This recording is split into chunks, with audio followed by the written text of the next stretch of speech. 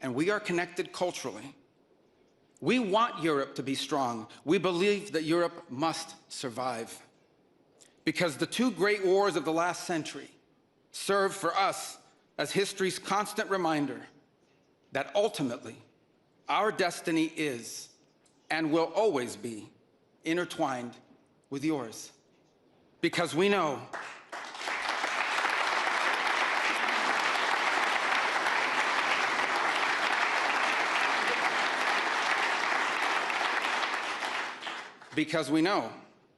that the fate of Europe will never be irrelevant to our own. National security, which this conference is largely about, is not merely a series of technical questions. How much we spend on defense or where, how we deploy it, these are important questions, they are. But they are not the fundamental one. The fundamental question we must answer at the outset is, what exactly are we defending? Because armies do not fight for abstractions. Armies fight for a people. Armies fight for a nation. Armies fight for a way of life. And that is what we are defending. A great civilization that has every reason to be proud of its history, confident of its future, and aims to always be the master of its own economic and political destiny. It was here, in Europe, where the ideas that planted the seeds of liberty that changed the world were born. It was here, in Europe, where which gave the world the rule of law, the universities, and the scientific revolution. It was this continent that produced the genius of Mozart and Beethoven, of Dante and Shakespeare, of Michelangelo and Da Vinci, of the Beatles and the Rolling Stones. And this is the place where the vaulted ceilings of the Sistine Chapel and the towering spires of the great cathedral in Cologne, they testify not just to the greatness of our past or to a faith in God that inspired these marvels. They foreshadow the wonders that await us in our future. But only if we are unapologetic in our heritage and proud of this common inheritance can we together begin the work of envisioning and shaping our economic and our political future.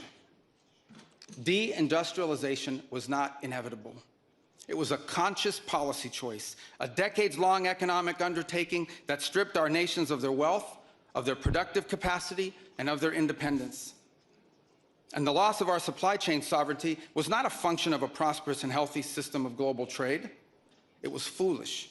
It was a foolish but voluntary transformation of our economy that left us dependent on others for our needs and dangerously vulnerable to crisis.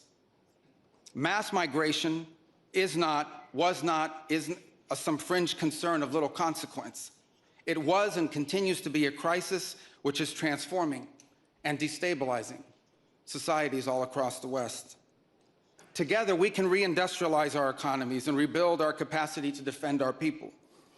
But the work of this new alliance should not be focused just on military cooperation and reclaiming the industries of the past. It should also be focused on together advancing our mutual interests in new frontiers, unshackling our ingenuity, our creativity, and the dynamic spirit to build a new Western century. Commercial space travel and cutting-edge artificial intelligence, industrial automation and flex manufacturing, creating a Western supply chain for critical minerals not vulnerable to extortion from other powers, and a unified effort to compete for market share in the economies of the global South. Together, we can not only take back control of our own industries and supply chains, we can prosper in the areas that will define the 21st century. But we must also gain control of our national borders. Controlling who and how many people enter our countries, this is not an expression of xenophobia, it is not hate. It is a fundamental act of national sovereignty. And the failure to do so is not just an abdication of one of our most basic duties owed to our people. It is an urgent threat to the fabric of our societies and the survival of our civilization itself. And finally, we can no longer place the so-called global order above the vital interests of our people and our nations. We do not need to abandon the system of international cooperation we authored And we don't need to dismantle the global institutions of the old order that together we built. But these must be reformed. These must be rebuilt. For example, the United Nations still has tremendous potential to be a tool for good in the world. But we cannot ignore that today, on the most pressing matters before us, it has no answers and has played virtually no role. It could not solve the war in Gaza. Instead, it was American leadership that freed captives from barbarians and brought about a fragile truce. It has not solved the war in Ukraine. It took American leadership in partnership with many of the countries here today just to bring the two sides to the table in search of a still elusive peace. It was powerless to constrain the nuclear program of radical Shia clerics in Tehran. That required 14 bombs dropped with precision from American B-2 bombers. And it was unable to address the threat to our security from a narco-terrorist dictator in Venezuela. Instead, it took American special forces to bring this fugitive to justice. In a perfect world, all of these problems and more would be solved by diplomats and strongly worded resolutions. But we do not live in a perfect world. And we cannot continue to allow those who blatantly and openly threaten our citizens and endanger our global stability to shield themselves behind abstractions of international law which they themselves routinely violate. This is the path that President Trump and the United States has embarked upon. It is the path we ask you here in Europe to join us on. It is a path we have walked together before and hope to walk together again. For 5 centuries, before the end of the Second World War, the West had been expanding. Its missionaries, its pilgrims, its soldiers, its explorers pouring out from its shores to cross oceans, settle new continents, build vast empires extending out across the globe. But in 1945, for the first time since the age of Columbus, it was contracting. Europe was in ruins. Half of it lived behind an iron curtain, and the rest looked like it would soon follow. The great Western empires had entered into terminal decline, accelerated by godless communist revolutions and by anti-colonial uprisings that would transform the world and drape the red hammer and sickle across vast swaths of the map in the years to come.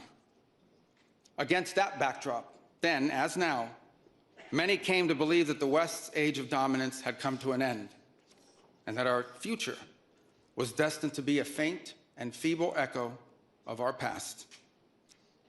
But together, our predecessors recognized that decline was a choice, and it was a choice they refused to make. This is what we did together once before, and this is what President Trump and the United States want to do again now, together with you. And this is why we do not want our allies to be weak, because that makes us weaker. We want allies who can defend themselves so that no adversary will ever be tempted to test our collective strength. This is why we do not want our allies to be shackled by guilt and shame. We want allies who are proud of their culture and of their heritage, who understand that we are heirs to the same great and noble civilization, and who together with us are willing and able to defend it. And this is why we do not want allies to rationalize the broken status quo rather than reckon with what is necessary to fix it. For we in America have no interest in being polite and orderly caretakers of the West's managed decline. We do not seek to separate, but to revitalize an old friendship and renew the greatest civilization in human history. What we want is a reinvigorated alliance that recognizes that what has ailed our societies is not just a set of bad policies, but a malaise of hopelessness and complacency. The alliance that we want is one that is not paralyzed into inaction by fear. Fear of climate change, fear of war, fear of technology. Instead, we want an alliance that boldly races into the future. And the only fear we have is the fear of the shame of not leaving our nations prouder, stronger, and wealthier for our children. An alliance ready to defend our people, to safeguard our interests, and to preserve the freedom of action that allows us to shape our own destiny. Not one that exists to operate a global welfare state and atone for the purported sins of past generations.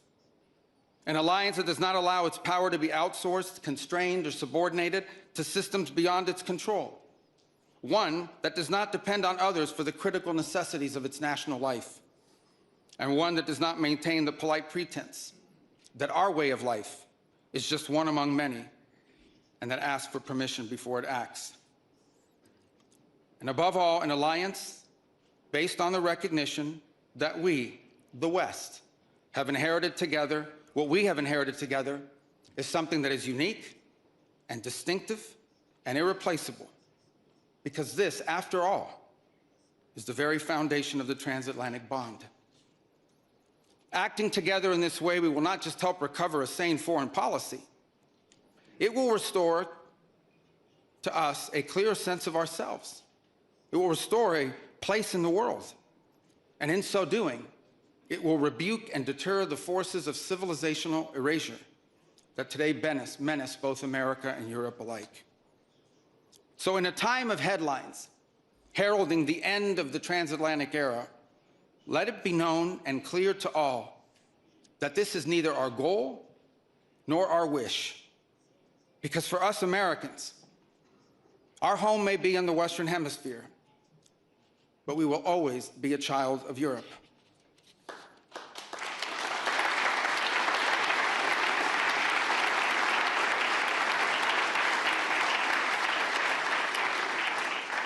Our story began with an Italian explorer whose adventure into the great unknown to discover a new world brought Christianity to the Americas and became the legend that defined the imagination of our pioneer nation.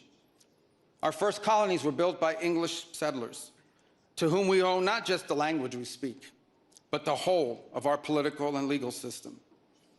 Our frontiers were shaped by Scots-Irish, that proud, hardy clan from the hills of Ulster that gave us Davy Crockett and Mark Twain and Teddy Roosevelt and Neil Armstrong.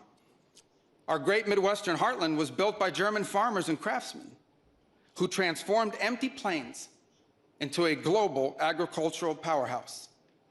And by the way, dramatically upgraded the quality of American beer. Our expansion into the interior followed the footsteps of French fur traders and explorers whose names, by the way, still adorn the street signs and town names all across the Mississippi Valley.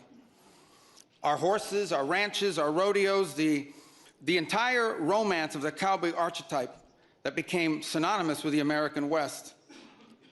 These were born in Spain. And our largest and most iconic city was named New Amsterdam before it was named New York. And you know that in the year that my country was founded, Lorenzo and Catalina Giraldi lived in Casal Monferrato in the Kingdom of Piedmont, Sardinia. And Jose and Manuela Reina lived in Sevilla, Spain. I don't know what, if anything, they knew about the 13 colonies which had gained their independence from the British Empire. But here's what I'm certain of. They could have never imagined that 250 years later, one of their direct descendants would be back here today on this continent as the chief diplomat of that infant nation. And yet here I am, reminded by my own story that both our histories and our fates will always be linked. Together, we rebuilt a shattered continent in the wake of 2 devastating world wars.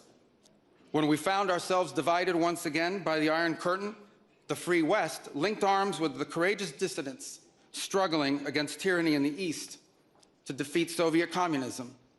We have fought against each other, then reconciled, then fought, then reconciled again.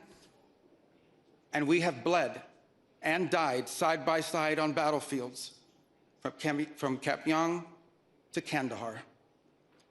And I'm here today to leave it clear that America is charting the path for a new century of prosperity, and that once again, we want to do it together with you, our cherished allies and our oldest friends.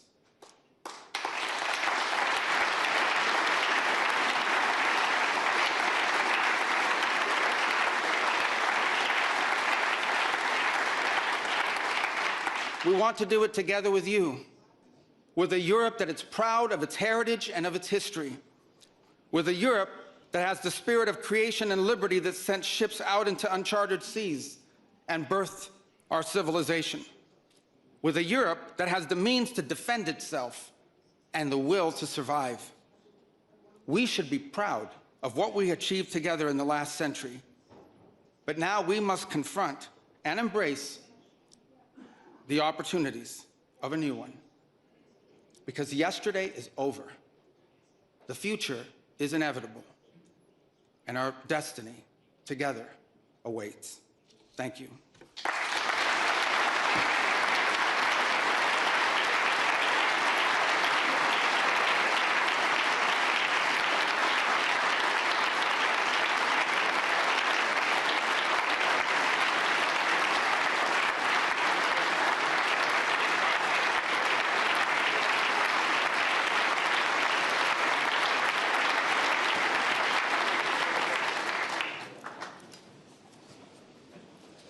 Mr. Secretary, I'm not sure you heard the sigh of relief through this hall when we were just listening to what I would interpret as a message of reassurance, of partnership. You spoke of intertwined relations between the United States and Europe. Reminds me of statements made decades ago by your predecessors when the discussion was, is actually America a European power? Is America a power in Europe? Thank you for offering this message of reassurance about our partnership. This is actually not the first time that Marco Rubio is here at the Munich Security Conference. He's been here before, a couple of times, but it's the first time he has been, and he is the speaker as Secretary of State. So thank you again. We have only a couple of minutes now for just a few questions. And if I may, we collected questions from the audience. One of the sort of key issues here yesterday, today, is of course, continues to be the question of how to deal with the war in Ukraine. Many of us in the discussions of the last 24 hours, have voiced their impression that the Russians, let me put it colloquially, the Russians are playing for time. They're not really interested in a meaningful settlement. There is no indication that they're willing to compromise on any of their maximalist objectives. Offer to us, if you could, your assessment of where we are and where you think we can go. Well, I think where we are at this point is that the issues at play that have to be, here's the good news. The good news is that the issues that need to be confronted to end this war have been narrowed. That's the good news. The bad news is they've been narrowed to the hardest questions to answer, and work remains to be done in that front. I hear your point about, well, the answer is we don't know. We don't know if the Russians are serious about ending the war. They say they are, and under what terms they were willing to do it, and whether we can find terms that are acceptable to Ukraine upon that Russia will always agree to. But we're going to continue to test it. In the meantime, everything else continues to happen. The United States has imposed additional sanctions on Russia's oil. In our conversations with India, we've gotten their commitment to stop buying additional Russian oil. Europe has taken its set of steps moving forward. The Pearl program continues, in which American weaponry is being sold for the Ukrainian war effort. So all these things continue. Nothing has stopped in the interim. So there's no buying of time here in that regard. What we can't answer, but we're going to continue to test, is whether there is an outcome that Ukraine can live with and that Russia will accept. And I would say it's been elusive up to this point. We've made progress in the sense that for the first time, I think, in years, at least at the technical level, there were military officials from both sides that met together last week, and there'll be meetings again on Tuesday, although it may not be the same group of people.